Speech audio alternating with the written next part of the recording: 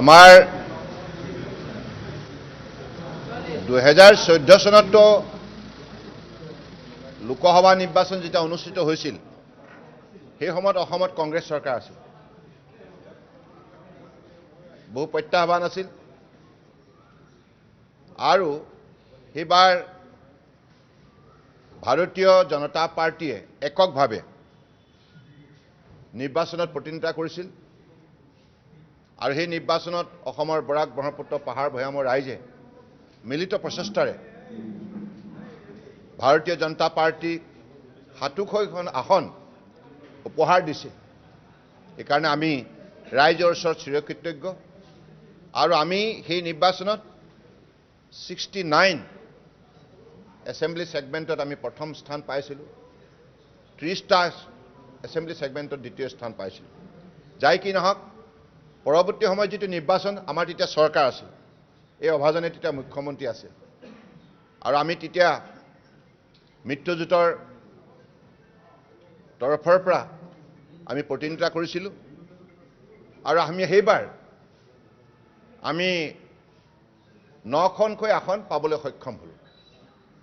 গতিকে এইবাৰো আমাৰ চৰকাৰ আছে, ডক্টৰ হিমন্ত বিশ্ব শৰ্মা ডাঙৰীয়া মাননীয় মুখ্যমন্ত্ৰী, তেখেতৰ নেতৃত্বত চৰকাৰ চলিছে আৰু দিল্লীত মাননীয় প্ৰধানমন্ত্ৰী নৰেন্দ্ৰ মোদী ডাঙৰীয়াৰ নেতৃত্বত চৰকাৰ চলিছে। গতিকে আৰু এইবাৰ যোৱা 10 বছৰত যিমানবিলাক সফলতাৰ কাম হ'ল, জনসাধাৰণে যাৰ পৰা সকলো শ্ৰেণীৰ লোকে উপকৃত হ'ল, লাভান্বিত হ'ল, সেইকাৰণে দেশত এটা শক্তিশালী বাতাবৰণ সৃষ্টি হৈছে ভাৰতীয় জনতা পাৰ্টিৰ পক্ষত আৰু ভাল কাম কৰাৰ বাবে আজি জনসাধাৰণে ভাৰতীয় জনতা পাৰ্টিক আমাৰ NDA তৃতীয়বাৰ বাবে তেখেতসকলে চৰকাৰ থকাটো বিচাৰিছে আৰু দেশৰ আদৰ্শবাদী নেতা, পৃথিৱীৰ সৰ্বতোতকৈ লোকপ্ৰিয় নেতা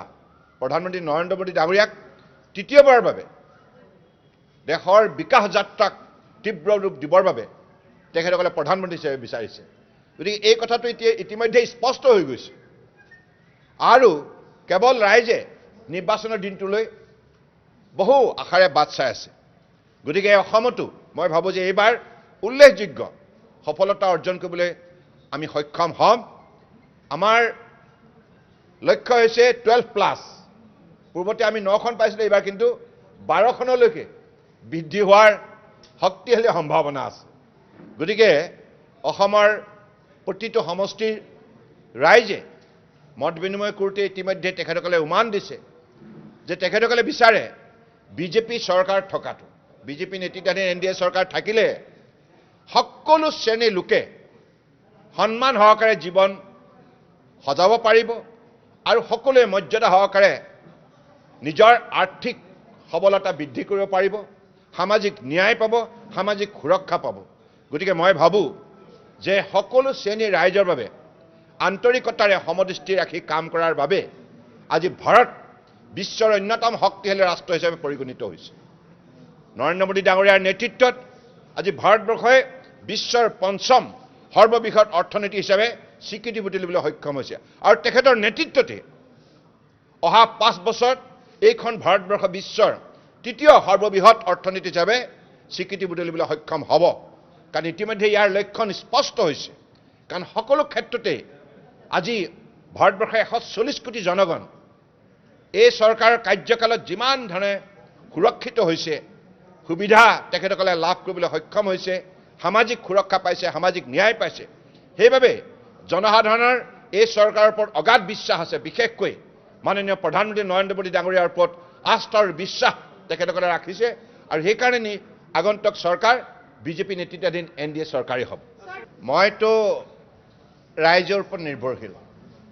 গণতন্ত্ৰ ৰাইজে হৈছে সৰ্বোচ্চ শক্তি আৰু আমাৰ ডিব্ৰুগড়ত আমাৰ বৰ্তমানৰ যিগৰাকী সাংসদ ৰামেশ্বৰ তেলী ডাঙৰীয়া, তেখেতো যোৱা 10 বছৰে যিমান ভাল কাম কৰিছে আৰু প্ৰতিগৰাকী বিধায়কেও তাত দিনে নিশাই বহু কষ্ট কৰি তেখেতসকলে জনসাধাৰণৰ আস্থা আৰু বিশ্বাস বুটলিবলৈ সক্ষম হৈছে। সকলো সমষ্টিতে উন্নয়নমূলক কাম হৈছে। গতিকে মই যলৈকে গৈছে তাতেই জনসাধাৰণে কৈছে যে আপোনালোকৰ প্ৰতি আমাৰ মৰম আছে, আপোনালোকৰ প্ৰতি আমাৰ আন্তৰিকতা আছে। গতিকে জনসাধাৰণৰ য'ত মৰম চেনেহ থাকিব, আন্তৰিকতা থাকিব, মই ভাবোঁ তাত নিশ্চিতভাৱে আমাৰ দলৰ ফলাফল ভালেই হ'ব। আৰু মই এতিয়া সংখ্যাত নকওঁ, কাৰণ মই এগৰাকী প্ৰাৰ্থী। গতিকে মই চেষ্টা কৰিম যিমান বেছি সংখ্যক ভোটদাতা ৰাইজে আমাৰ পক্ষত সমৰ্থন ব্যক্ত কৰে, তাৰ বাবে মোৰ সতীৰ্থ ভাৰতীয় জনতা পাৰ্টীৰ আৰু আমাৰ মিত্ৰ দলৰ অসম গণ পৰিষদ দল, সন্মিলিত গণশক্তি, UPPL সকলোকে লগত লৈ আমি দিনে নিশাই কষ্ট কৰিম, ৰাইজৰ ওচৰলৈ যাম, ৰাইজৰ শ্ৰীচৰণত মূৰ দুৱাই আমি ৰাইজৰ আশীৰ্বাদ বিচাৰিম, ৰাইজৰ সহযোগিতা প্ৰাৰ্থনা জনাম। আমি সকলো বিৰোধীকে শ্ৰদ্ধা কৰোঁ। গণতন্ত্ৰ হয়, for the motion against the motion থাকিবই, হয়নে? গতিকে আৰু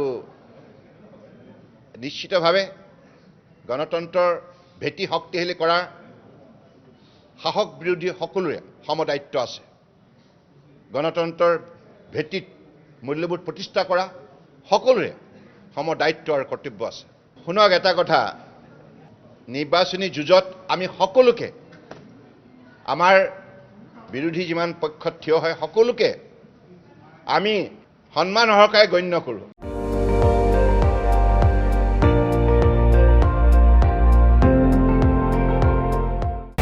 আপুনি চাই আছে ND24, সৰ্বশ্ৰেষ্ঠ নহয় সৰ্বোত্তমৰ দৌৰ।